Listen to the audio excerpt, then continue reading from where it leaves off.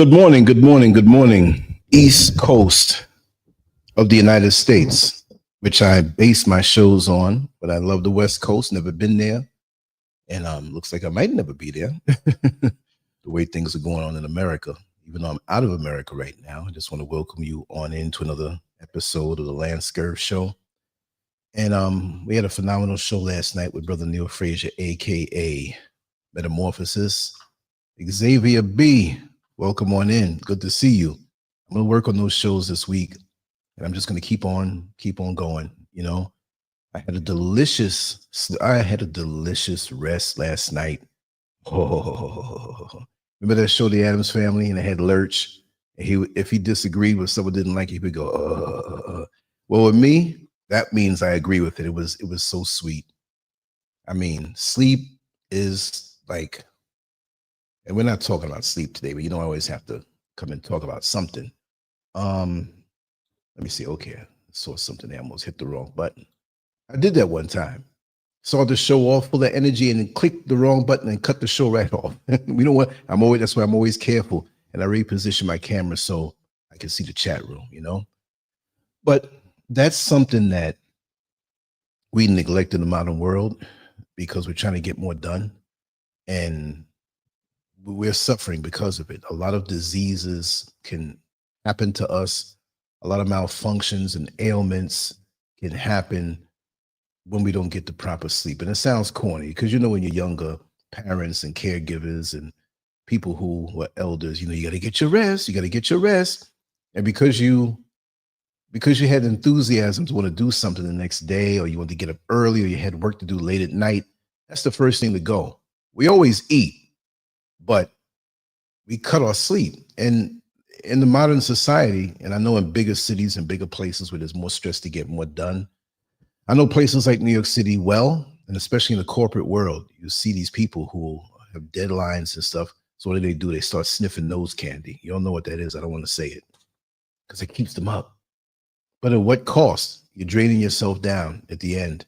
It's like a credit card. You're getting all that you want, but you still have to pay for it. Well, with that stuff that you put in your nose to keep up, you're running your body down. You're getting the pleasure and energy that you would usually have spread out all over your life. You're chopping it short and getting it now, because those people, you can tell a person who they may not be on a heroin or mescaline or methamphetamine, but that other thing there, any drugs really, but that can tear a person up and feel better not getting any sleep. Why not cultivate your health to have balanced energy, that when you do need to stay up or need to get up extra early and you didn't get enough sleep, you have such a storehouse of reserves that when you dip into it, you're not dipping deep into your life force, but you might be a little tired, but you're like, okay, I can get my rest and take a couple days. And don't think that if you miss 4 hours of sleep or a whole night of sleep, well, I'll make it back. I'll just sleep, because you're not going to go as deep on those other times. You got to get it when your body says, hey, I need it. And one of the reasons why I haven't been waking up as early as I usually do is because being here in the studio, it hypes me up. I'm like, man, I got this place 95% done and I'm so happy. And it's quiet and it's soundproof. You can take an 18-wheel and put it right next to, I won't hear anything. I'm in my own world. So I'm in heaven. So I'm in connection with these thoughts, but sleep makes me better to create. No doubt. Today we're going to talk about the real reason why Western media smears the image of Africa. And there's so many wonderful things going on over here, too much to list, not even just in Ghana, but in many African countries here, progressive, beyond what the West is doing. And they have issues in different countries here. We have certain areas in certain countries that are underdeveloped, and certain parts of those same countries that are very developed and exceeding the expectations of the West. Like Rwanda, they have like some of the best internet in the world. They have some of the best public transportation in the world. They are so clean. Every Friday, from what I'm hearing, it's mandatory that you get up and you go and you clean the street right by where you live and a little bit more. Even the president has to go out and do that. And you're not throwing anything down in the street. That's a big problem.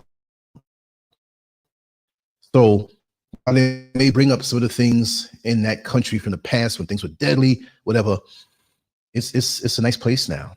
You know, Sister Amicus, who owns One Africa, she's moved out there right now, and she's always telling me, she's like, "Listen, you got to come out here and see what it's like. You might leave Ghana." I'm like, I already invested, but you know, I can reinvest and move on. You know, there's so much more for me where this is just the beginning. It's not like I'm going to be right here. I'm going to keep right here. I love right here, Mrs. Scurv and I, but still we're going to venture out and see where things take us. My mind is open now that I'm out of the States. And that's just such a good feeling that I want everybody to experience, whether if they come here or not. Just know that most people, and ask most people, right, that live elsewhere. When you go to a tourist area, if you live in a big city or a city where they do have tourists, you know, ask the people friendly. Say, listen, I really want to know, right, from your point of view. Number one, what is it that you expect when you come here? When you come here, they may say, "Oh, I have family." Ask a foreigner who like doesn't have any connection here, really, because if they have family, that's going to be the real reason why. If they lived here before, they already know what it's about, right? Ask them, like, what made you come to America? You know, it may be the illusions that they see on social media, and now when they get there, it's debunked pretty much, unless they stay isolated in a tourist part of town. But they may have their reasons of curiosity, and then ask them. Here's the main question you want to ask them. You ask them, you say, "Well, listen, would you live here?" Don't ask them that fresh off of the plane, right? Because they have all this stuff in their head that, yeah, I would love to live there, right? When they get a good taste of it, you know, how do you feel? Would you live? Most people that I've talked to, and you know, I used to drive a bus, the Lynx bus in Orlando, Florida. That's the public transportation company. And many years I drove for them. And one of the routes that I got a chance to talk to a lot of tourists was the 8 route. If you ever go to Orlando and you want to go where the tourists are, the tourist spot, and you're downtown, take the number 8 or number 50. The 50 is express. I know they haven't changed it, but the number 8, you'll go through some hoods, but eventually you're like, whoa, I want to get off here. Look at this, look at that. That's what it's all about. And in the years that I did that route, which wasn't my main route, I would always have one day where I would do that just to get away from the usual route that I did. And I would talk to the people, and most of them, they would basically say that they came there to buy things, that things were cheap in America. I'm like, whoa, so it's expensive where you are, depending on the country. But the main thing is that they would never come there to live. And that was eye-opening to me, because when I moved to Orlando, I was still under the impression that, wow, this is, you know, America's a place to be. But I always knew it was better for me elsewhere, but the place to be as far as excitement, making money. But I'm like, nah, it's not like that. This Ghana here right now up in the mountains does it for me. I'm happy and I'm content, although there's more that I'm going to explore. I want to travel to different countries here very, very soon. I want to start before the year is out. I do have some guests that are coming here from America and stuff like that, but after that, just say next year on a regular basis. These countries are so close now, right? There's some certain countries you can just drive to, but I really want to see and build up my connections again before the C-19. I almost said the word, right? It's not illegal to say now. You know, all those people are frauds anyway, but the C-19 messed things up because I had things set up here for different parts of the motherland to go and speak at certain places, meet certain people, be involved in what people are doing. And that just cut everything. That just cut everything. So now, you know, I mean, things can happen, but I'm over here now. So what are we going to do? Send me back over there because something else is coming? Since they say that there's another pandemic coming, how do you predict that? How do you have a man who is a tech guy, Microsoft tech guy, all of a sudden he's the leader of this? What is he, some grand guru? Then why didn't he go into the health field, medical field? We don't see how these deceptions are fooling us, but yeah, whatever is for you. If you take a person fresh out of high school or fresh out of college, you may say, man, I want to go to New York, man. I want to go to Los Angeles. I want to go to some big city, because they're young, they don't know. But the streets of New York City, for me, if you look close enough, you'll see my heel marks on every man. And there's still streets that I haven't ventured down. That place is vast and intense, meaning that in certain places in the Bronx, I've been everywhere, but I might not have walked down each and every zigzag street. Come on. You know what I mean? Because for the most part, most of us live on a certain trajectory, a certain track. We go to work, we come home, we shop here, we have friends here. Look, in your neighborhood, really think about it. There are places in your neighborhood now, not where you grew up, right? Because pretty much when you're a kid, you go and wander around. But as an adult, you get an apartment, you get a house, whatever, and you're about your business. You're home, you're relaxing, and then you go to work, you go to school, or wherever you go. Within maybe a 5-block radius, there's maybe a couple of blocks that you didn't go down. You know what I mean? Sometimes it takes for your car to break down for you to say to yourself, wow, I've never been around here like this, right? Let me see here what Xavier B says. Did you take trips to Ghana prior to moving there? One trip I did. What was the defining moment where you decided to remove yourself from the Western rat race? Well, it was in me for many years. And I was telling people that I wanted to get out. And at one point, it was going to be Jamaica. Mrs. SCURV has family land down there, but no, other reasons. No. I would stick out, because of social media, certain places I'd go down there. The times that I went, you see people, hey, Lance, which is cool because I get that here. But I know certain areas can be bad. Certain areas are all right. People are living a wonderful life, but it's a small place. And it doesn't seem as small because of the mountainous areas that are there. And that makes it, if it was flat, because I was shocked if it was like 171 miles wide and 26 miles tall, give or take. Because, it's not even across. But the mountainous areas make it where there are lots of nooks and crannies that make it seem bigger and more vast. And with me being kind of known, and for the people who will view me as a guy who has money, which I don't have that kind of money, but I'm not going to say I don't. I'm going to say I am, and I will. But that's not my driving force.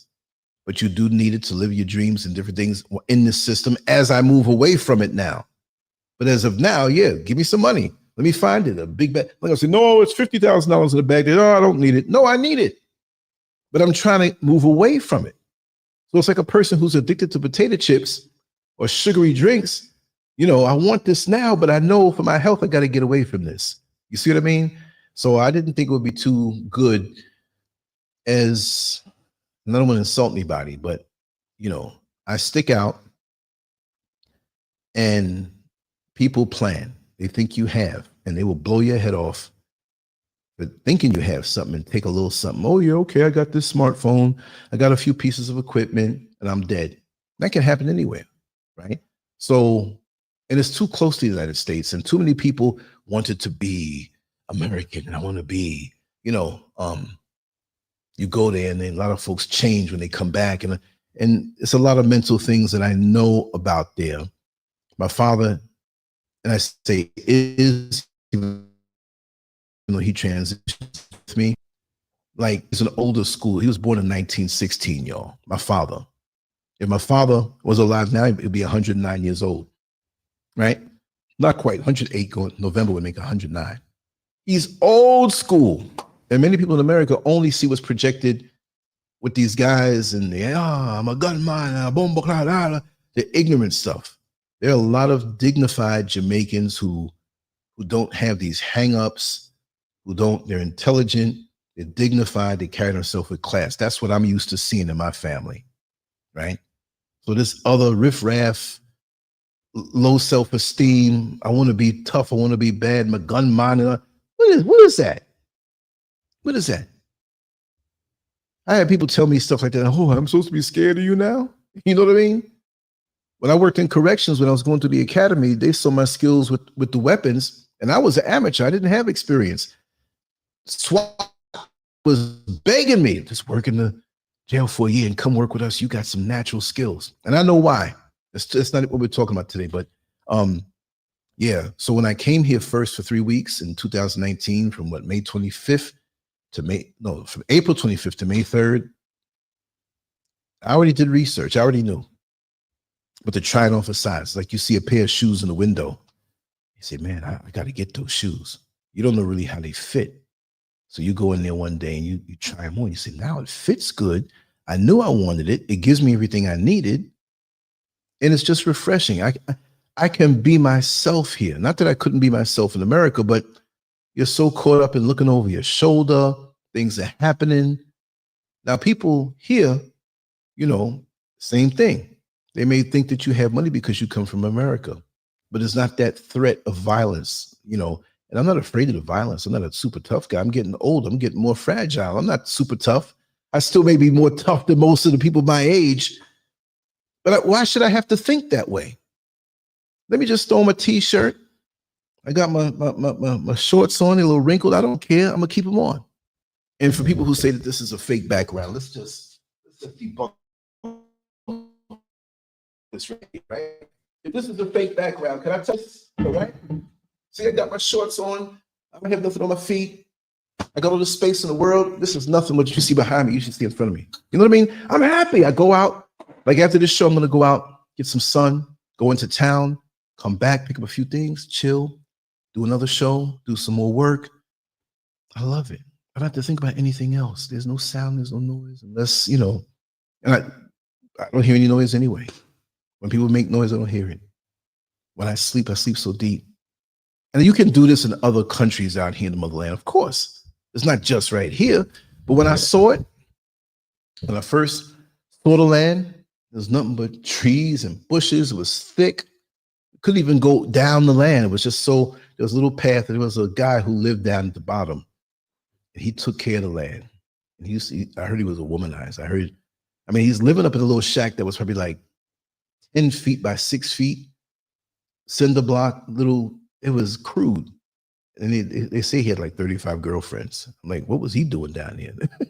And see, and this is another thing, Xavier. I want you to come on one time. We do a little show and you can ask me questions. So I want to answer the questions that you want to know. And I'll tell you, you know, and I'll tell you some things personally. There's certain things I wouldn't say out in public, like all my business, but I'll tell you, it's no problem. I'm sweating all these lights. I don't have anything to wipe my head. So you'll see me do it this way. But I saw it and I knew. I just knew. I think when I met Mrs. SCURV the first time, I said, you know, that's my wife right there. And I knew it. I knew it. Right? I remember the exact time, the exact day. It was on Christmas. So it was 4 p.m. on Christmas a long time ago. People start writing down your timeline. I'll tell you, but I'm not going to tell the whole world. Anyway, let's get back on with the topic. Let me get my screens together. I want to read off some notes that I jotted down. And I can see the chat room now when I do have it fired up. Let me just get rid of this. That show last night that Neil did on the Nazism was excellent. I want to do more shows that are informative that way instead of coming on here like a lot of folks do. And they want to be some prophet or whatever. No, I'm just a regular dude. Let's share some information and talk. And that'd be nice, you know? Yeah, let's do that. Maybe we could do it later on. Later on if you're free. Like later on. See, later on for me is different. And I don't know what time zone you're in, if you're East Coast, West Coast, whatever. But right now for me, it's 12:35. So for me, anytime, and I'll do it later to accommodate, you know, the 5-hour difference between here and the East Coast. And if you're further in, it will adjust it. And I can commit to that now. Because I want to do a show that's interactive. You know what I mean? And if you wanted to come on and talk, or you want to stay in the chat room, we could do that too. Even if you wanted to show your face or not, no problem. Whichever way you want to do it, we do it. You know, I'm a talkative person anyway. You know how much talking I'm going to do when I get down in the town? People see me, hey man, what's going on? I'm going to snatch some video also when I get down there. Definitely want to snatch some video. Just regular walking around B-roll. Just to make you feel it. And I'm going to put it up on Substack. I'm not going to put it up on YouTube. Maybe a little piece, a little teaser. And say, hey, if you want to see the rest, come on over here. You know. Oh, another thing, point my domain over to Substack.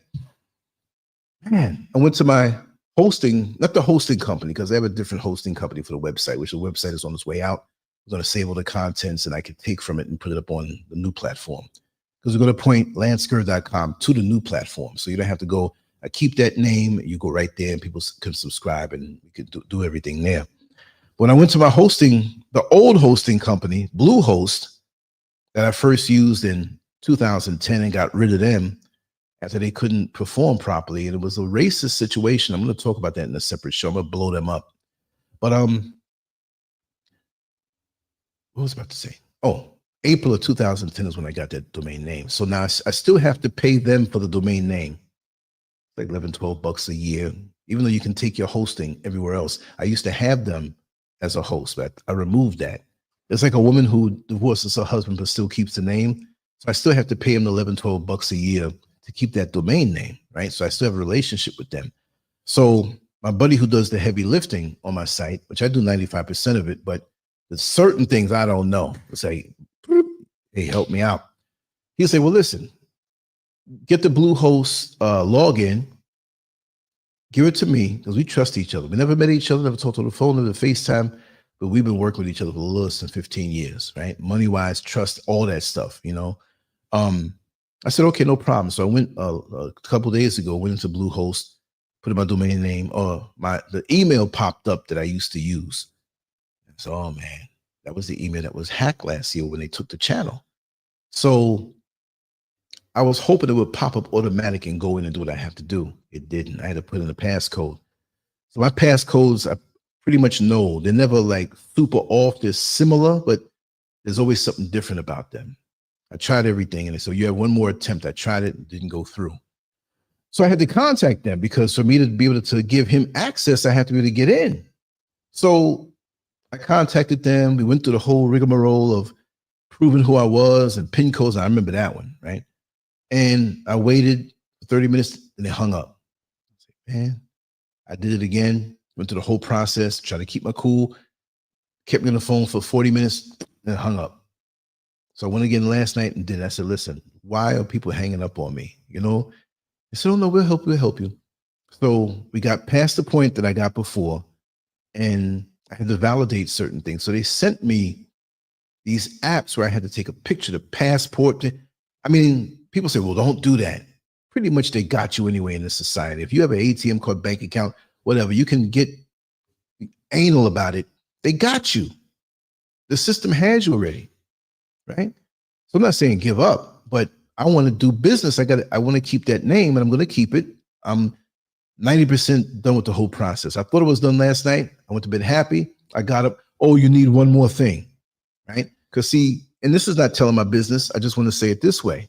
When you do travel and leave out of the country, please have some kind of address that you use in America that's consistent, so you can circumvent a lot of things that, okay, here, there's no street address. There's no street name. It's just a digital code, a digital address, all these numbers from the satellites that will tell anybody exactly where I am. That's what they do here for remote parts like I'm in, but people don't understand that in America. So, oh well.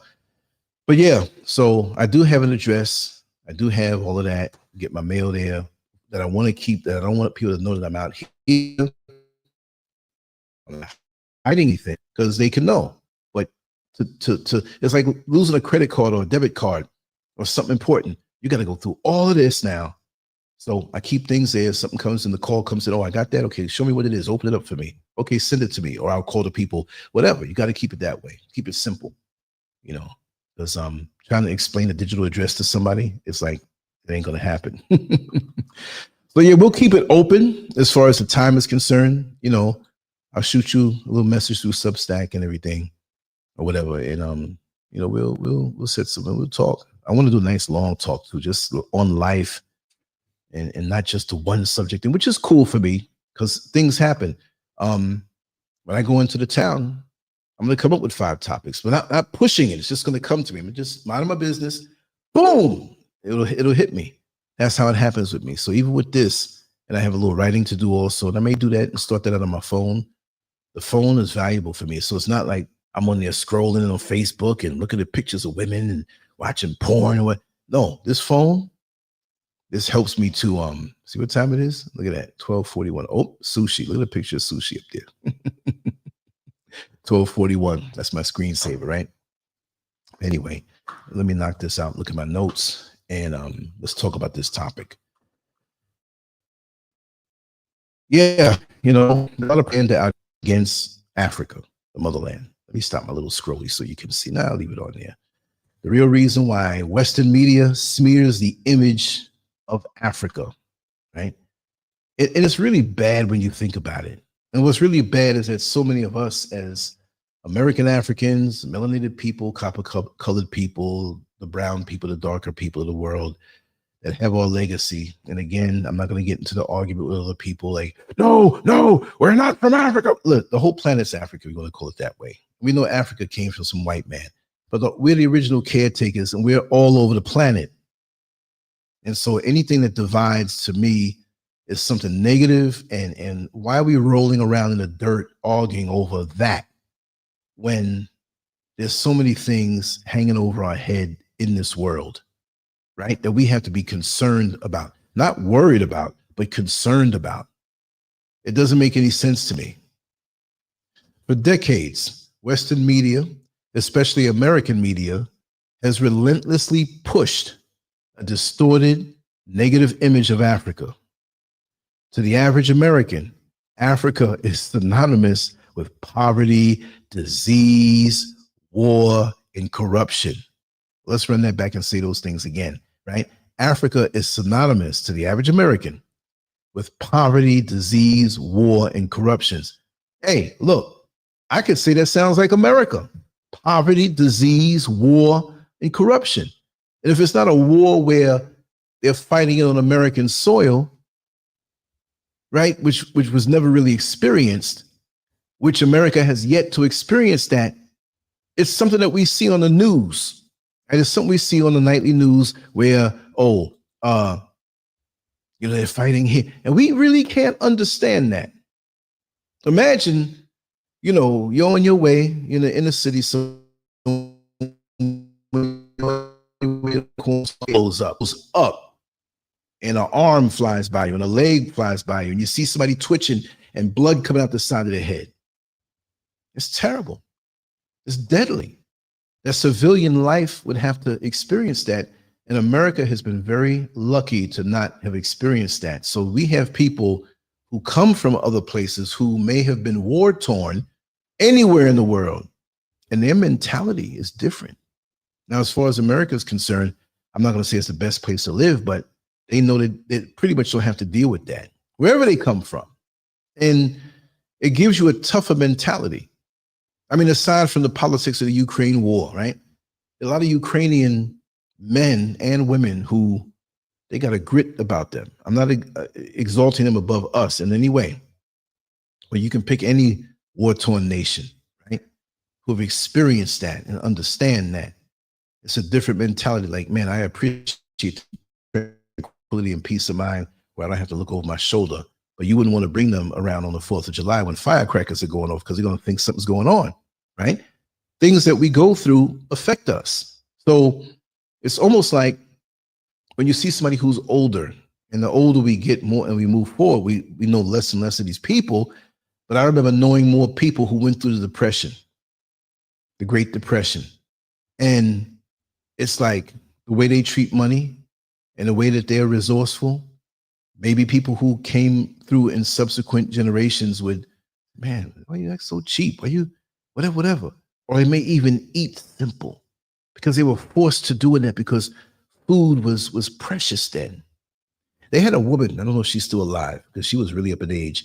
I don't know if you ever saw this. I'm gonna look for it too. Depression Cooking. That was the name of her channel, Depression Cooking. And I think she had a nephew or a son or grandson that helped her with the technicalities of the channel. But it was, and this is a white lady, but, aside from, it's not my culture, but it was nice to see an old stove. And they hooked it up and then she was nice. How are you? And you felt like this is your grandmother, great grandmother.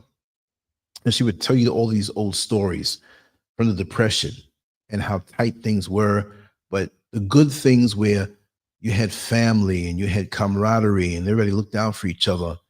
And she would say how, it was a family of whatever. I'm making this up just to make it up. I don't remember all the facts, but it was a family of 5 and we had 25 potatoes, right, for the week. And so we had 5 potatoes each. So each potato for the day. And we had other things, and meat was a luxury. Vegetables were a little easier to get to, but the potato. And so now when I eat a potato, people look at me that don't know me, how I take time and scrape out from in the skin every bit of the potato. And oftentimes I eat the skin if it's prepared, if it's prepared by me, I eat it because I know I scraped off any dirt or anything like that. To see how precious certain things are that other people take for granted. When you see somebody, you don't know their walk. You don't know what they've been through. So sometimes us in our excess coming from America, even if we are challenged financially or what they would call poor, there are places in the world that, like, you poor, that's a nice TV you got. You poor, your electricity works. You sure got a lot of food in that fridge. You poor, you live down the block from a supermarket. Some people live so far out in the remote areas, there is no supermarket. Where are you getting your food from? And then when you get it, you get up early in the morning to go out in the field and prepare it. You're not going to have any grudge with the family member because they might be digging for this and this other one preparing that. You got to work together. But in modern society, I know I'm off topic. We get everything, and I have my car, and I have my home, and I have my fridge, and I have this beautiful home and everything in it. I don't need anybody. To hell with all, but look, you have to need somebody. And that's the great equalizer. Let me get back on point.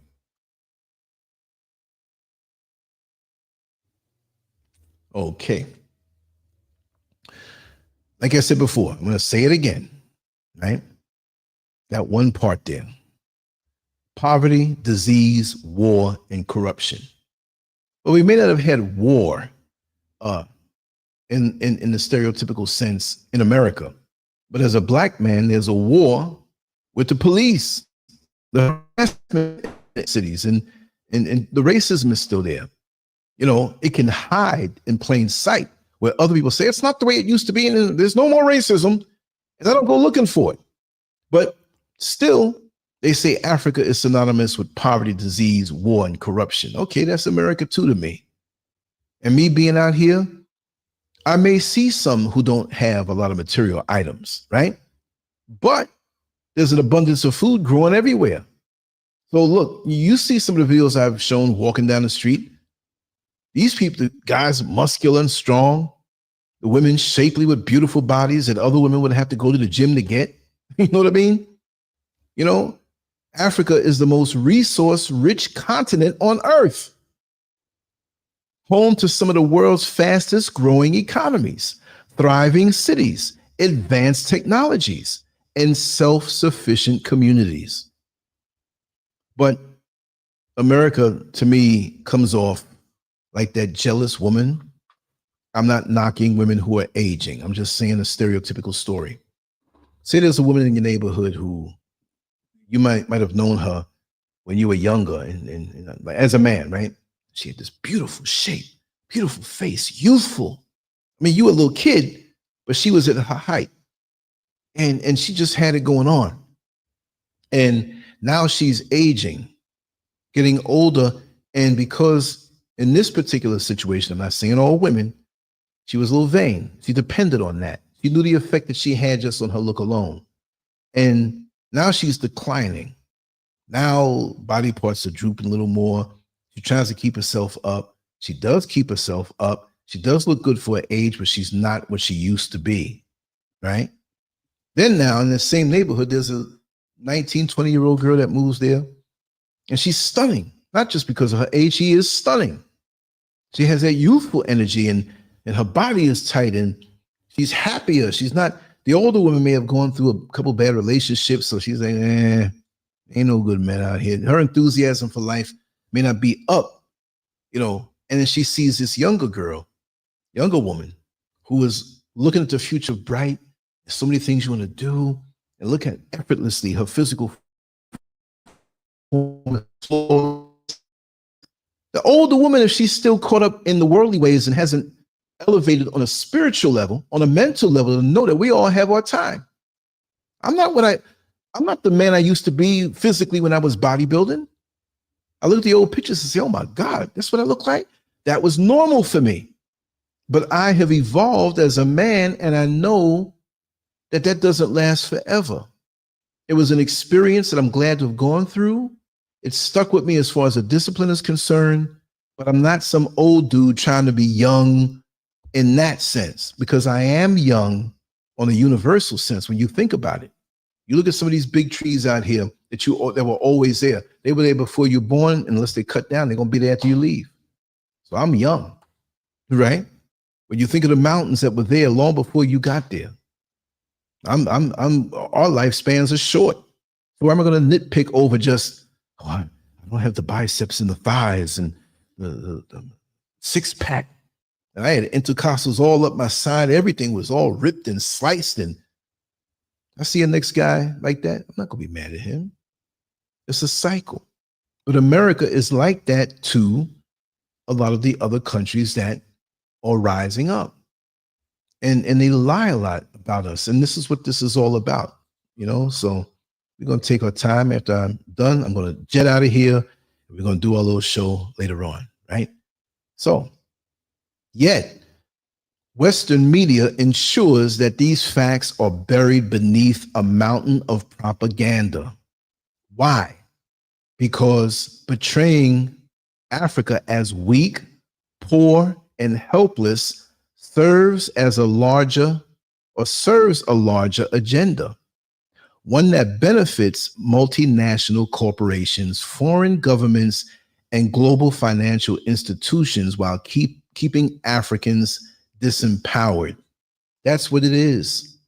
They know that with what we have, and I say we because I'm a Ghanaian citizen now. I've always been an African, but officially on paper in the system, I can say that. And I'm still an American citizen. I don't have the American mentality. I don't have the brainwashing going on with me. I've always been fair across the board. Fair is fair. I keep it real across the board. But that's what they do. If they portray us as weak, poor, helpless, it's a bigger agenda. And see, the bad thing about it is, you know, for me, there's so many people are friends of mine. They might not have said certain things in my face, but it got back to me. And it's almost like, why would he want to go there? Why would he go to Africa? Go to the travel agency. How many African countries do you see? We're not talking about in an area where Africans who were born and raised in the motherland live there, and that's the travel agency in that area. You will see more of that. Go down to the white side of town, right?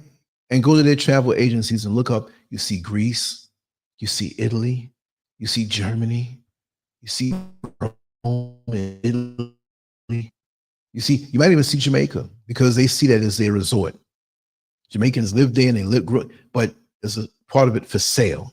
The culture is for sale, right? Shouldn't be that way, just that way. And the Jamaicans, where they are not benefiting from their resources, other people, Indians and Lebanese and Chinese, they're setting up now. But they encourage the Jamaicans to move up out of the mountains and come into the cities. Now they're handcuffed now. They can't grow their own food in the city. They're stuck there. So the lure is, come on, it's better. It's better.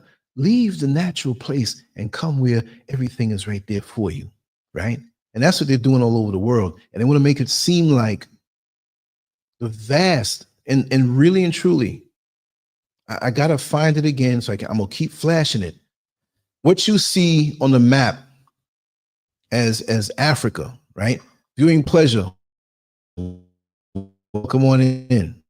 Yes, yeah, exactly. We should be Western media. That's right. Or debunk it. That's why from this end, I'm always writing about different things that we have going on over here. And they'll never talk about that. They'll never talk about the victories over here. And again, I don't hate America. They may paint a picture. Oh, you went through some bad experiences and now you're just trying to tear it down and hate. No, I don't hate it. I love my people who are there. I love the physical land. It's the system and the arrogance and the racism and all that. I don't want to deal with that. I don't have to, right? But now that I've gotten away from that to a point, there's still certain things over here that are part of that system, right? I still have an ATM card, still in the system. So I'm not going to say, I'm just completely free. No, that's my dream to still be. But the positioning, like a fighter who can't seem to get his blows through from where he stands, so he comes sideways and boom, drops a body shot. Sometimes you got to reposition yourself to be effective in what it is that you want to do. And that's where I stand, right? But there's so many of us that if we tap into the motherland. Hell, everybody else does. In the countries that they come from or their lineage, even if they were born in America, their grandparents or their parents may have come from somewhere else. My mother was born in America. My father was born in Jamaica. So on my father's side, I'm first generation. On my mother's side, who knows how far back it goes, right? But my mind was never stuck in this is, and so we have a lot of Black Americans, American Africans, that when they see that there's more and it's a bigger world, they get upset. Some. And maybe you were in America all those years, hundreds of years before. What's wrong with having unity with someone who looks like you from across somewhere else? Why are Africans the enemy? Who taught you this? Before there was anybody else, it was just us all over the place, all over the world. And you see how they do the ethnic cleansing.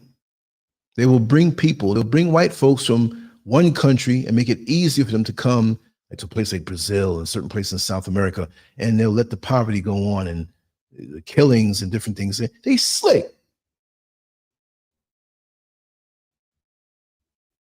You don't have any connection to Africa as far as what you know.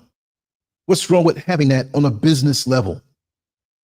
You're buying things from people who don't look like you, who have come over here and they have land and they're growing some things and making you pay high dollar for it. It's stupid. It's stupid. So many of us in Black America have a just add water hate. You know, it's always there, but to activate it, to be able to drink this Ovaltine, you got to add water or milk, right? So when left alone, we're not thinking about it. When it's brought up, all of a sudden we start hating on Africa because, again, we were taught that it was war-torn, impoverished, disease-ridden, and so I don't want to be associated with that. Don't put that on. I know Africa. I don't know nothing about no Africa. While you steady eat foods from Africa, dried fruit from Africa, products from Africa, that a Chinaman or a white man came over and sold to you, and you do have a connection there, even if you're not part of that. If you live in New York and you got a cousin in Philadelphia, you might hate Philadelphia, but you got family there. And we're so narrow-minded that we've allowed propaganda to turn us against that. So we, as Black people, African people, transplanted, melanated people, the first on the planet, the whole planet is Africa. But like I was saying before, the actual map of Africa is so huge that you can put America in there, Iceland, Russia, all these other countries could fit in there, and there's still room. From what I'm hearing, you can put the whole population of the planet here, and everybody got a lot of space, but they make it smaller. So when you're young, you look at South America and you look at Africa, like they're pretty much the same. No, they're not. No, they're not. They do everything to make it seem as though it's something bad. I never lived this good in my life. Not knocking my upbringing. Yeah, I have good memories and stuff like that. But in that system, you're trained to be subservient. You're trained to honor somebody else is bigger than you. And people have said it. I've known people from the South. I'm not knocking anybody from the South. I'm just talking real today, y'all. Like I talk all the time. That their family came up, they may have come up poor, and and I'm not making fun now, but I've known families that in the summertime, they're living in New York, where the mother and the father came from the South, and in the summertime to make extra money, they would go down for a couple of weeks down in the South and pick cotton. That's part of the lineage for some. And they had no shame saying it. And the white folks in school, the students, you're gonna do what? They're making fun of them. You really are slaves.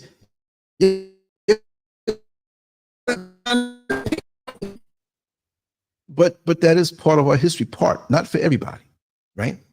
But they would still tell you that they had nothing to do with Africa. So the same people that I know, right? and you come from places where they dropped you off down there and they had you picking cotton and you still picking cotton. Not that there's anything wrong with picking cotton. Somebody got to pick it. You got the machines and stuff, but they picking it with their hand. You see how screwed up we are? We're so connected to each other, but we fight against each other because of this propaganda that's put out there in the Western world. And for those of us who work in media and keep our mouths shut, shame on you. Shame on you. Shame on you. Here's exactly how and why Western media is no friend of Africa. Number one, the poverty porn industry. I don't mean sex movies. I'm saying poverty porn. Like you got food porn. It's so glorious and so orgasmic. You know what I mean? Like food porn. It's a term. Western media makes billions portraying Africa as a continent of starving children, warlords, and disease-ridden slums. Charities, NGOs, and so-called humanitarian organizations exploit this image to solicit massive donations. Yet, very little of that money ever reaches people. Instead, much of it lines the pockets of Western executives and bureaucrats. Examples, organizations like Save the Children and UNICEF raise billions annually using heartbreaking images of malnourished African children. Yet, many African countries see little to no real development from these funds. And they've been doing this for years. So you know when these people go out, they'll pick probably a war-torn country where the reason why it's like that and the reason why some of these people don't have any food is because their food has been destroyed. Crops have been destroyed through war, dropping bombs. America or UK and all of them go there where they see these rich resources. They say, we want that, but we don't want to pay. So they may notice and research and figure out that there's some kind of tribal dispute going on. The same way when they say in Compton or Harlem or South Jamaica, Queens, or wherever down in the South, Miami and, you know, those parts, all these guns come in, machine guns, Jamaica, Haiti, all these machine guns, high level stuff coming. So these governments like America, they're not going to tell you this, right? To jump off real quick, look at all these billions of dollars. Here's a tool from 100 years old to 150 years old. Where are all these people? 100? I can see 100, but 150? I'm 129 years old. I've been collecting Social Security for 60 years. Corruption. And you think there's so much of a saint, right? And people in the government know these payments are going out and they're probably using it themselves. So don't say just corruption. So they're nasty like that. They're wicked. So they go to the other countries and want the resources under the feet of these people who may have a tribal dispute. There's no guns, they're shooting people up. So they'll go to one side of the tribal dispute, say, hey, listen, we think you're really, they're going to talk like this. I'm just making this up. You know, we think you're cool people. You know what? You're better than them, you know, and we want to help you win. So we're going to give you these machine guns. We're going to give you these bombs or these tanks or whatever, so you can run them over and you'll have the land for yourself. And because they're American or whatever, so they got this image in their head that, yes, the white Jesus came down and told me to do this. And then they go scoot over to the other side. Hey, listen, them people over there, they're rotten. You're better than them. Let's help you out win this thing. And so they sit back and watch you kill each other off. The blood is soaking the soil. And after all of you are done, of course, when they go in there to help you, say, hey, that sister over there looking pretty good. You know, let's go take her and do what we got to do with her, right? But now they come to offer you help. Let's give you all aid. Let's help you rebuild, but let's give you a loan that you can't pay back. And we need to take some of them resources that we want. And they control you. Now you got hungry babies running around because they can't grow nothing in the soil because there was a war there. You know? Biochemical things that, you know, they don't know what's going on. And so now you have somebody hungry. And these companies, spend your money to care, UNICEF, whatever, Save the Children. I was sick of it. And what does that do? For us in America and in the UK, We sitting up late at night enjoying a movie on TV years ago. We didn't have cable, just back in the 70s. And all of a sudden, here come the commercial. And hungry, I mean, ribs. I don't see how that's possible out here. I can go out and get some food right now from the backyard. My backyard is a supermarket, right? I want to make more of a supermarket and cultivate more stuff and put up a nice greenhouse and chicken coop and this, whatever. You get eggs, you can barter it off with other people for things that you don't have. That's the old way. Bartering smashes all. So where are we going to start? It's messed up. And like I said in my notes earlier, you think these people are curling up next to some of these people in these war-torn nations where they go shoot everything, shoot the commercial, right? They go into the best hotels, the best foods. Just when you see those commercials shot, could you imagine the nice trucks and the equipment and everything and these people who are eating? You think they're going to go out there and not too? And they find somebody who's already in that state. It might be a little kid who's on his deathbed from cancer or something like that. They ain't going to say, you got to make sure the flies, you catch it with the flies on the face. It's sick. And y'all are the ones creating these conditions. And then you want to benefit from it by going out there and putting yourself up as the savior and then give your money to care. And you paying these people to stay in hotels, nice cameras, traveling the world. You think those cameramen are not going to go hang out in the red light district part? Oh, we care so much about the children here. Hey, it's late at night and some of those black girls, those African girls over there, they look pretty good. So let's take some of this care money and go over there and have a good time. So when you see a little light-skinned half-breed child running around, how'd that happen? Let's be real. This is what's going on. They exploit us every which way. They recycle us. They use us until the last. Even the homosexual slave masters see a beautiful woman and don't want to be bothered with her, but want to go up inside some man. And the spirit transferal also in everything we do, whether it's sexual or whether it's that exploitation that happens when they go over there and portray our kids as being hungry.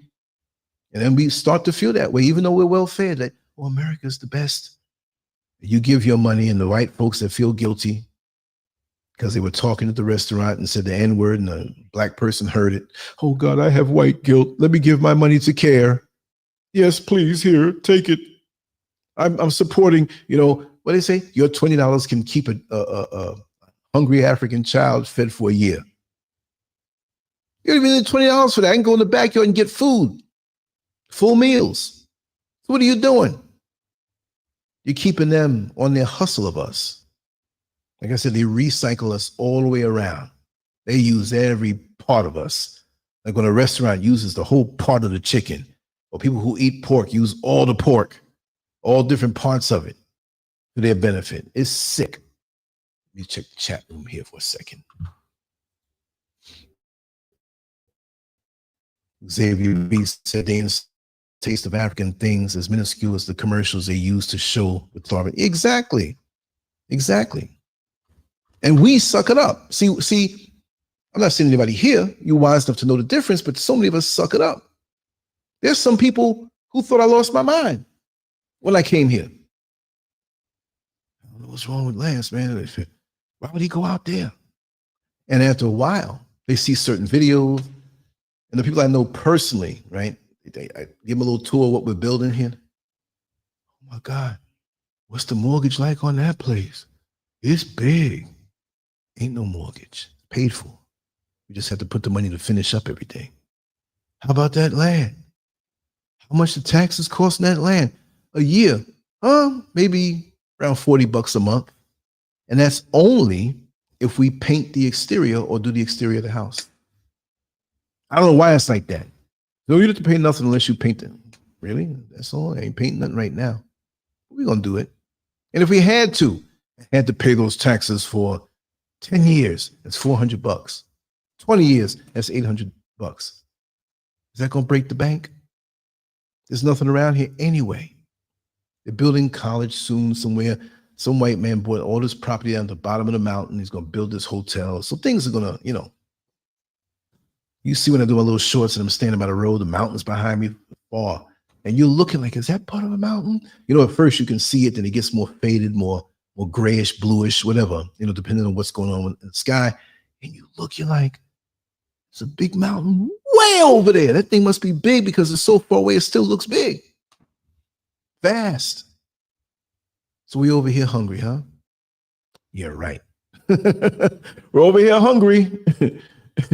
No mango tree ever called me back and said I got to pay him $8 for a mango. You go to Whole Foods and try to walk out of there with something free. You're in for a rude awakening, right? 2, ignoring Africa's economic growth. While Western media focuses on images of starving Africans, they deliberately ignore Africa's economic rise. Countries like Nigeria, Kenya, Ghana, Rwanda, and Ethiopia have some of the fastest growing economies in the world. Africa is also home to billion-dollar tech industries, thriving real estate markets, and world-class universities. Example, Kenya's tech industry, known as Silicon Savannah, is leading in mobile banking innovations, yet Western media would rather focus on Maasai tribes and wildlife, ignoring Nairobi's status as a major global tech hub. We really don't think about that, right? We think about a tech hub.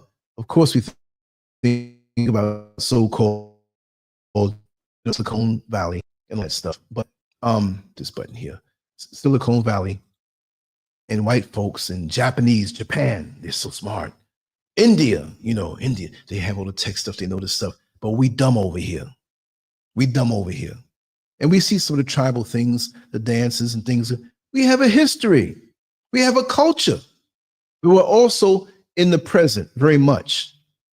And there's so much room for growth, but it's fast and coming up fast, and Western media ignores it because it makes Africa look good. And they're sitting here like, oh, duh.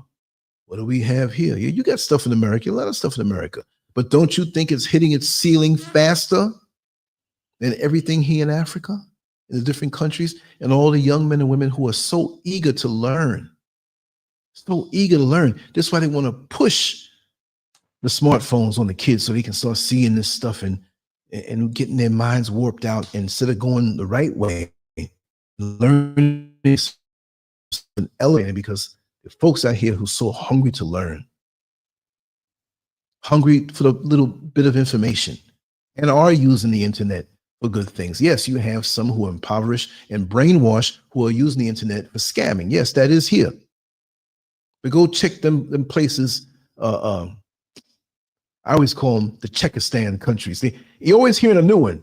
The so-and-so Czechostan, this and that. How many are they?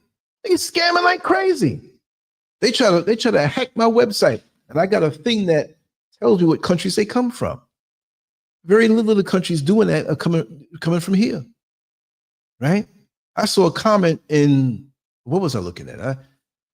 I go through a lot of good sites that have information, and one person was saying how, oh, I haven't met a Nigerian or an African that hasn't tried to scam me. Ooh, oh, it's TikTok. I usually don't get emotional and start commenting and going back and forth. I tore, and it was a white man too. I tore into him, shut him down. I think he deleted everything. I mean, I was having sleep. Then I went on my voice dictation app because I wasn't talking or typing fast enough. So it was a long thing. I copied it, pasted it, and dropped it. How dare you? And arrogant with it. And a lot of these people know better. They know better. And they want to still push that narrative. You see? Number 3, suppressing Africa's agricultural power. Contrary to what Western media portrays, Africa is not a barren wasteland. It is, in fact, the food basket of the world, with some of the most fertile soil on the planet. Africa grows enough food to feed itself and export globally. But Western corporations control much of its agricultural exports, leaving Africans dependent on imports and foreign aid. Ain't that something?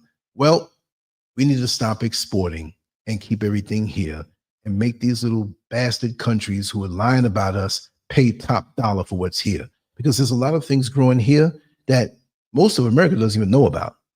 I got a tree in my yard, and I'm gonna do a little videotape next to it. It has these berries on it that are so sweet.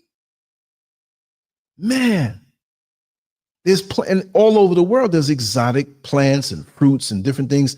The most of what's growing on the planet, America doesn't even know about. And that's something, and couldn't even support, even in the South where it's warmer, couldn't even support its growth. But where I am on the equator, everything grows.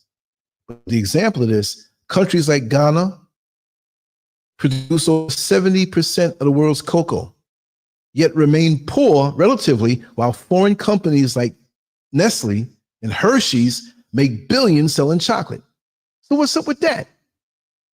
So we need to stop buying, and you do have some budding companies here that are changing the narrative, but all the cocoa that's here, that's like the coca plant or whatever that you get the cocaine from in South America. And some of them picking it, they walk around high. So much cocoa, but they'll take it to the UK, put a European name on it, and put a nice label on it. The finest chocolate from the UK, European, and it's from Africa. And the African now, many, oh, I want that chocolate. It's the best chocolate. What? It came from your backyard. So there's things that have to be shared over here to get people hip to the game of what's going on. This is why in America, that dude who's in charge of visas, I can't say that dude. It doesn't sound professional, but like I told you, I saw the article where this man, and I saw the video where he was saying, we got to limit, and we have to go through the visas of people coming from America to Ghana. And who is that?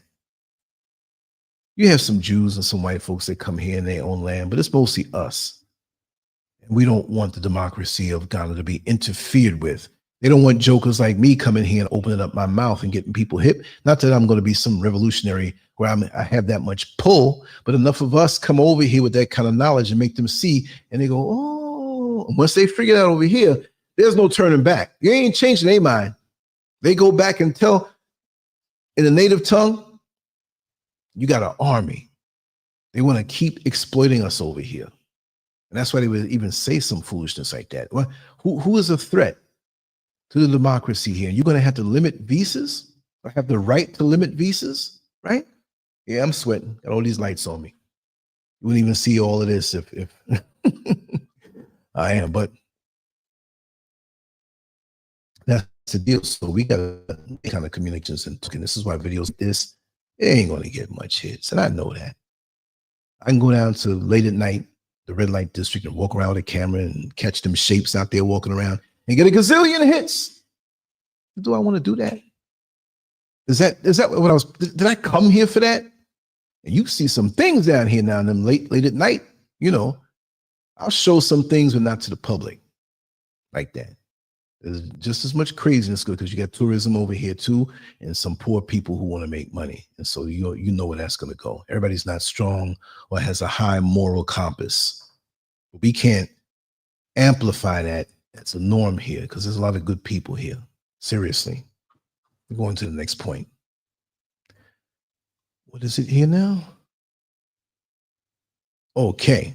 The myth that Africa needs foreign aid. Western media has controlled or conditioned the world to believe Africa would collapse without foreign aid. Remember what Trump said? We're not going to give you anything, right? In reality, foreign aid is a tool of economic control. It keeps African nations in debt traps and dependent on Western governments and institutions like the IMF and World Bank. Example, Ethiopia rejected Western aid after the 1984 famine, focusing on self-sufficiency. Yet, Western media continued to promote famine narratives to justify foreign interventions. It's a matter of control.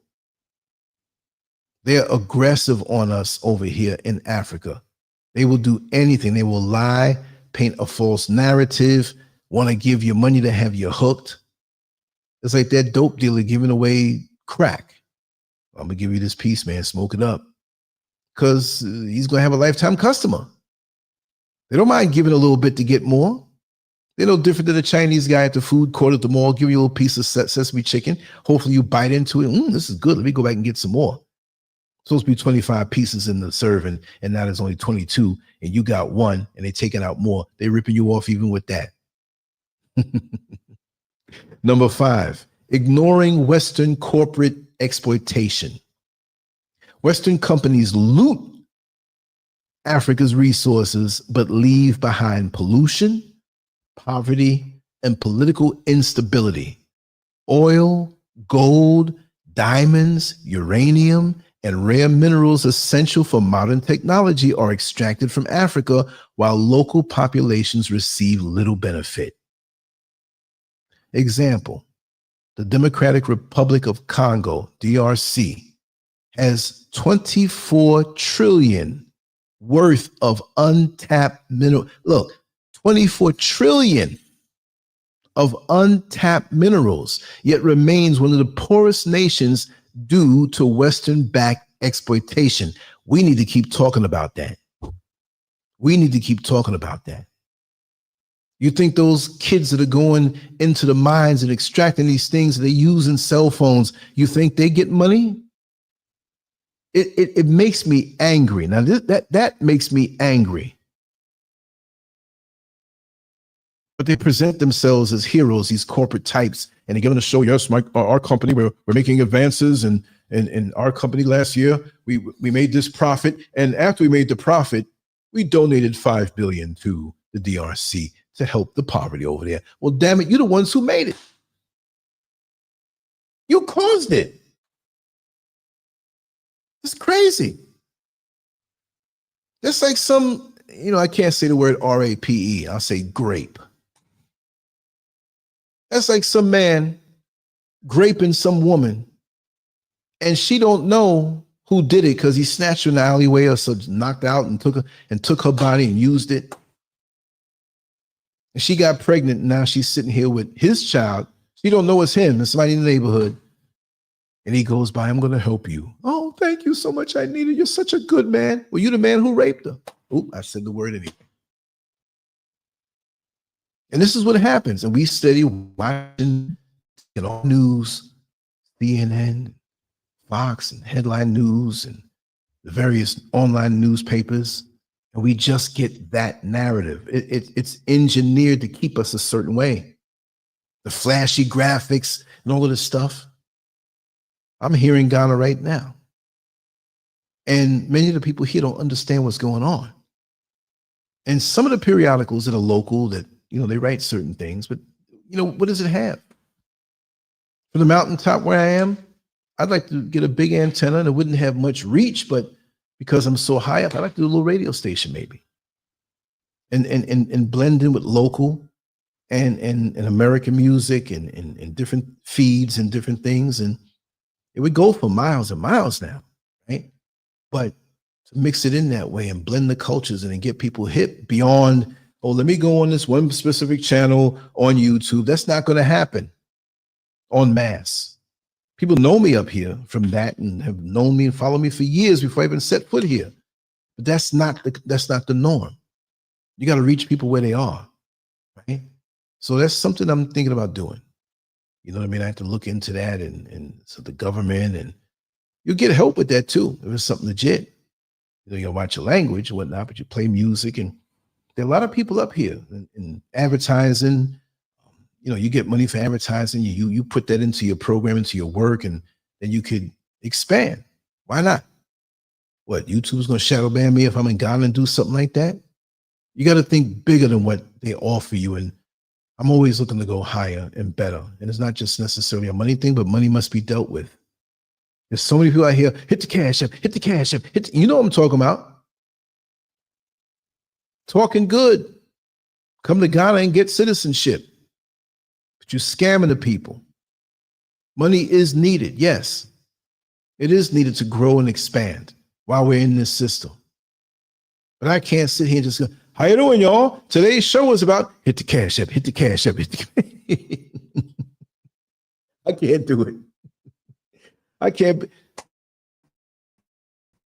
I can't be a prostitute. Nah.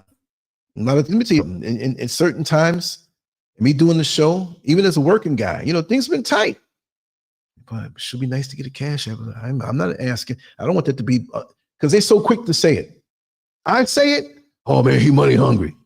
And folks don't know the amount of money that all this equipment, basically 90% of what I have came from years ago when I was just working and taking time and taking my tax returns and saving a little money. Then they got to pay something that broke in the house. And I can't get it this month. I got to wait till 6 months.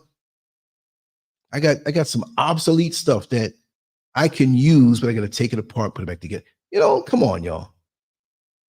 And it's not like, he had 1 million hits on that video. I know he's getting paid. So what I do this is what I do.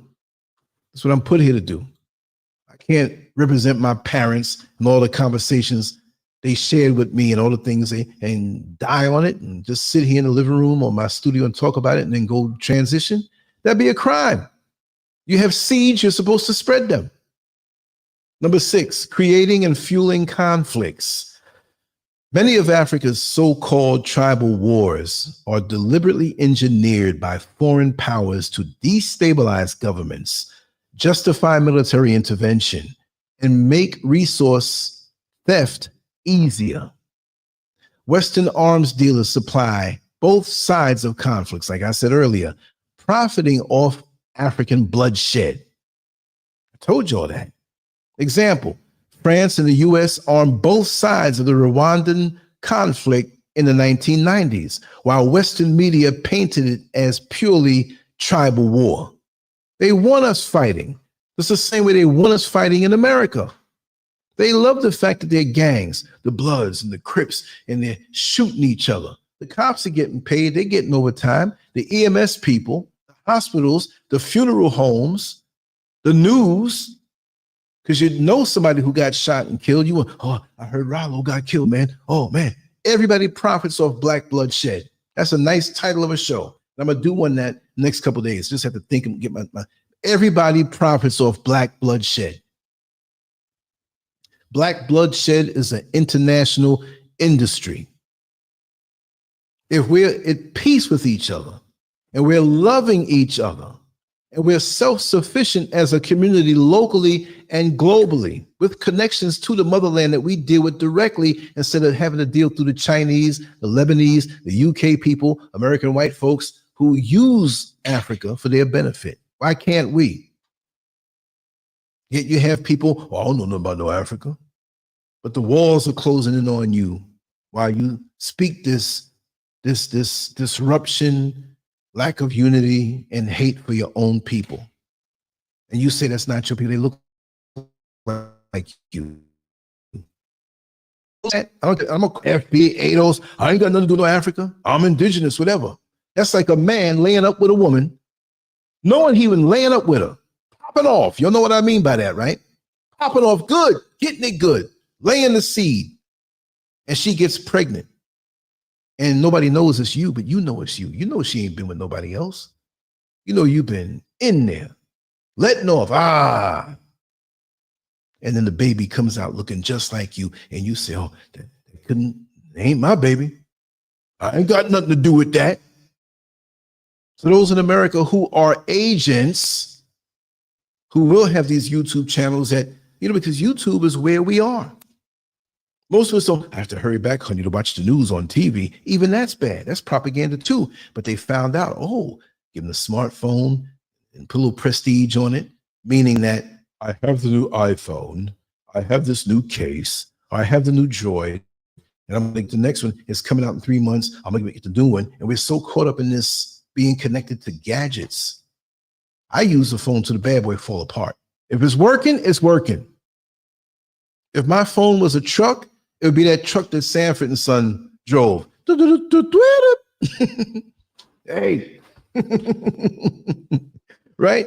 As long as it gets the job done. Let me take a sip real quick. Got my big behind jug here.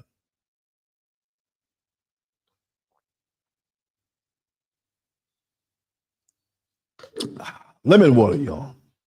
Lemon water goes through you and just cleanses you out. But black bloodshed, I'm definitely going to do that. It's profitable to everybody else. Let me check the comment section for a second. Guada 9, thank you for being here. Thank you for being here. Yes, everybody who's here, large or small, don't matter. We're going to talk anyway. It's like a little quote that I heard about writing. Don't worry about how many people buy your books, how many people hit your website. You're sharing little pieces of yourself that will later on be discovered even after you're gone. So you put this energy out to the world. If it's one person that uses what you put out there and it inspires them to change the world, you did your job, you know? So many people want to get out here as a popularity contest. I like this thing every single day. Seriously. Yeah. So number 7, censoring African innovation and success stories. Western media ensures that Black people worldwide see Africa as a failure rather than an opportunity. African entrepreneurs, scientists, and innovators rarely get coverage, making it seem like Africa contributes nothing to global progress. Example, I don't know if I'm saying this right. Rwanda's Kigali Innovation City is Kigali, Kigali. I'm not saying, I don't know if it's Kigali or Kigali. Innovation City is positioning itself as a major tech hub. Yet, Western media still associates Rwanda with genocide instead of progress. Ain't that something? They refuse, and it's by order. It's by order. They refuse to acknowledge anything good out of us. So it's up to us independently to seek out these stories and information. If you go somewhere, like anywhere, if I go anywhere to any one of these other countries, and even here in Ghana, where they're doing something good, I'm going to show it. And pretty soon, like I got a camera coming out here from the States, and the person that's supposed to bring it, they got delayed. So it was supposed to be out here. And I'm not waiting for that. I got cameras already. It's a real nice camera. And that's when I want to go and do some serious interviews and really try to get with some movers and shakers. Just little old me, see if I can get my way in. I just want 10 minutes of your time just to talk and bring these people. Instead of me walking around, oh, I'm down here by this tourist. That's cool. We got enough of that. You know what I mean? Who's going to put in some serious work and show this stuff and talk about the real stuff? You want to know? I'm here. You got an uncle in the business, Uncle L. We move on to the next one. I do have to get out of here soon. I'm not going to rush though. You know. Number 8, promoting the Africa is dangerous narrative. Oh, I get a lot of that. Hey man, how you doing? Be safe, Lance. And they don't want to say it, right? Be safe, man. You know, a lot of things going on out there. Be safe. I'm worried about. When I used to drive that bus, I used to be scared not scared, right? But apprehensive when you see a mysterious character getting on your bus, because they will shoot you for no reason. You ever heard of gang initiation rituals? I've known people to be shot, and they'll tell you, go out and find an elderly lady coming out of the supermarket and put a bullet in her head, and you could be part. That's crazy. And you telling me, you know, be safe. There's a dark road from where I live to go up to the little village up there, right? I call it village, right? But it's not a Walmart up there. You have little vendors and different things going on. It takes 20 minutes to walk up there. I don't have a car right now. That road in certain parts gets so dark. And I've been on the phone talking to friends, like, you're crazy. Anybody could jump out and do it. They're even thinking like that out here. And I love walking out there. I was going to do it before Neil Frazier's show, Metamorphosis show last night on Nazism. I was preparing for the show, and I said, do I have enough time to get rid? I was going to go up there and purchase something. I said, I'll wait till tomorrow. I ain't left the house yet. Be safe. Western media constantly portrays Africa as unsafe, discouraging tourism and investment. Meanwhile, crime rates in many African cities are lower than those in major U.S. cities. You're daggone right. Example, South Africa is often labeled dangerous, yet cities like Johannesburg have lower violent crime rates than many American cities like Chicago and Baltimore. But we know there's the racism there, right? But we're talking about the majority. It's Black people there. There's not no crime like that. They're trying to help you out, you know? Number 9, manipulating Africa's history. Western media downplays Africa's rich history and civilizations, portraying it as a continent that only existed after colonialism. In reality, Africa had powerful empires, advanced trade networks, and sophisticated cultures long before Europeans' involvement, right? Before they knew how to wipe their behind, before they knew about culture. We were there, living high, living advanced. Example, the Mali Empire under Mansa Musa was one of the richest and most advanced civilizations in history, yet Western media never highlights this. Ain't that something? So when you watch TV, when you read their newspapers, when you see their websites, if you don't get anything from this, and there's another point that I want to bring up. If you don't get anything from this, ask yourself, what are they not telling you? What are they not telling you? Of course, everything may not be all about Africa. I understand that, but what are they not telling you? And when it deals with this color here and darker, but you know what I'm trying to say, right? They ain't going to give us any big ups. They're not going to give us no props. Nothing at all. So you have to take the extra step and independently go beyond. We do have websites where you can talk to people from other countries. Ask questions. You're on a show in a chat room. The show's going on, and somebody says, "Hey, big shout out from Kenya." Kenya? Hey, bro or sis, can I ask you a question about Kenya? Right? Use it that way. You're on a website reporting Gambian news. And there's comments down there and people are having a discussion. Get in there. Say, listen, I don't know nothing about Gambia, but could you tell me about this one aspect that I heard about? Start the conversation. You have email addresses. Give your email address out. Make up a new email address that you don't have to use one with family or business, just for exploration. Give it out in the chat room. Give it out here. Give it out there. Start the conversation. That's what it takes. Don't think that way. We take the word of these people who have the big setup and nice setup, and usually it's some fake thing. Like I said, this is my home. This ain't fake. That pot fall off that thing, it's gonna break. it's gonna shatter. And I'm barefoot now, tiptoeing and whatever. There's so much fabrication, and they know how to manipulate you. They know how to keep your mind going. And it works to our detriment because we are our worst enemies against each other, perpetuating this foolishness and this ignorance. I love it here. I mean, when I go out to the corner, not to the corner, the end of the road, like I said, it's a dirt road in front of my house, and I proudly say that. We can pave it, we will soon.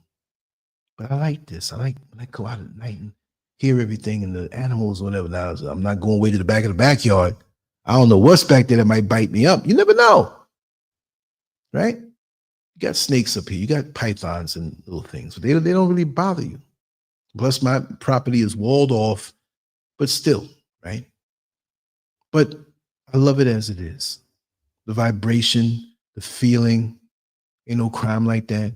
People honking when they see you because they know you, even if they don't really know you. I know you. You're a brony. I see you on Facebook, YouTube. I see, you know what I mean? It's a good home feeling. Let me hit this last one. I think it's the last one. Pushing Western control as the only solution.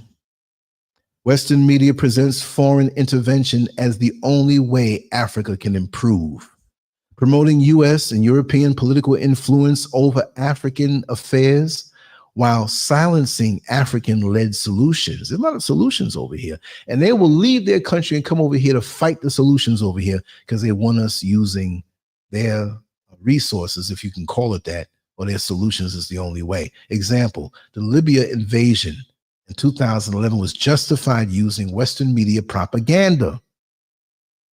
Yet the country has been in chaos ever since, proving that foreign intervention only destabilizes Africa further. See, that's just like in life, right? Just like in life, where you see some person with weird negative energy, you know deep down they don't like you. Everything's a put down. Everything is a dismissal. Why are you struggling to be around this person? How they do it? Treat them like they don't exist. You don't need that energy in your life. Africa does not really need America. America needs Africa. Let's see who needs who more. Let's see who can make their own food year round to feed their population. Let's see who can produce children who are so hungry to learn that they are the future. Just got to keep the intervention of Western culture away from the young minds here in Africa. But yet there's some elders and older people and parents who feel they should push them into that because it's an improvement, and it's not. This is why they would like to limit visas so people like me don't come here and run my big mouth. That's what it's all about. I want to look over one more thing, and I've been on here a while, and I'm going to have to get ready to go. Chance Rogers, Lance be scurving them, that's right. Good to see you here, brother. We're on the wrap up. Who profits from Africa's negative image? Western media is not just reporting the news. It is actively shaping the narrative to keep Africa dependent, exploited, and divided. The truth is, Africa is rising, and it does not need Western approval to succeed. The question is, will Black people in the diaspora wake up and see through the propaganda? Will they? I don't know. But one thing I know is that it's coming down raining. It might be hard. It might be a quick little storm because you get them little clouds. I'm up in the mountains. I don't think it's going to blow so hard and knock the internet out. But this is perfect time. And it's just like when George Foreman and Muhammad Ali fought in Kinshasa, Zaire, which is now the Congo. And after the fight, it was such a terrible storm. It ripped up and tore down the ring and the stadium and everything. So this is divine intervention. Let me know it's raining now. I'm not going to walk out in the rain, but it's perfectly timed with the end of the show. That's like the creator saying, good job, it's raining now, go take a break. I'm going to soon have to close the windows and floor just in case this rain starts coming sideways and coming in. But other than that, I had a good time. I'm going to come back. I still have to go out. I think this is only going to take 15 minutes before it goes around. There's a couple things I have to do. One phone call I have to make. But Xavier B, yes, we will come back on later on. I'll reach out to you. You reach out to me, whichever. I do want to have an open, free flow of a conversation, kind of like asking a few questions and free flow. Those are the best when you shoot from the hip. But I'm going to run now, or if there's anybody, and I know I got to go, but I still want to do this again. And the other day, my internet, how can I say it? I don't want to say what it is, right? But it was kind of shifted. And that's why we were having such problems with the buffering on the show that I did with Malik Aziz. And even though the show I did on holidays, right? But I'm going to put this in the chat room. I was going to say comment section, right? If anybody wants to come in really quick, I'm going to give 90 seconds. If you do, you pop in, you can come on in and talk. If not, we're going to wrap it down.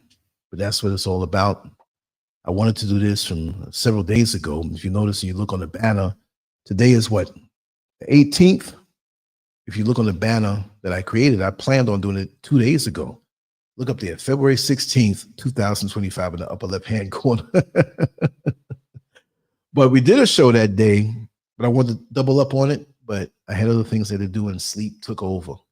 And for a show like this, well, why did I say the real reason Western media smears the image of Africa and put Black people up there, right? Well, this is a representation of African media. You see the different flags behind them. And we have worthwhile people here speaking about worthwhile things, dignified, educated, whatever. They would make it seem in the Western media that we're all behind and in the dirt. And the dirt's good, y'all. Put your feet in the dirt and get grounded. Grounded and connected. Put your feet in the dirt and look up at the sun. You will heal yourself. Trust and believe. You understand? Okay, so you're in Eastern time, working at the moment. Yeah, okay, cool. And we'll do this later on. And I'll make it the later the better because I know midnight over here is 7 o'clock over there. So that'll be like right before I go to bed, you know, and I'll probably stay up a few hours after that. Just for you. No problem. And we'll make something really entertaining and stuff like that. But yeah, Seems like nobody's coming in. No problem. The rain is slowing down. That's good. I don't even like carrying umbrellas. Since I carry an umbrella, I'm gonna lose it. Like, okay, I'm carrying it. I don't want to babysit an umbrella. Like, oh, the umbrella's here. Oh, almost left it. You know, no way. Anyway, much love to you all. Take care. I will see you all later. We're gonna have a fun show later on. Don't know what I'm gonna call it, but I'm gonna get with you, and then I'll set it up. I'm not gonna set up ahead of time because you may say, hey, I need an extra 30 minutes, whatever. We'll do it that way. All take care. Salute to my brothers. Mwah. Much love to my sisters. Some dude email me, oh, I gotta be a kiss for the sisters. Why don't you give a kiss to the brothers? I said, I don't get down like that. I'm gonna promote that. Come on, man. Anyway, y'all take care. I'll see you in a little while. I'll be out here doing my thing. The cameras, the batteries are full. If there's anything worthwhile, I'll bring it back to you. And make sure and join the community at Lancescurv.substack.com. It's the best thing popping. Much love to you all. I will see you in a little while.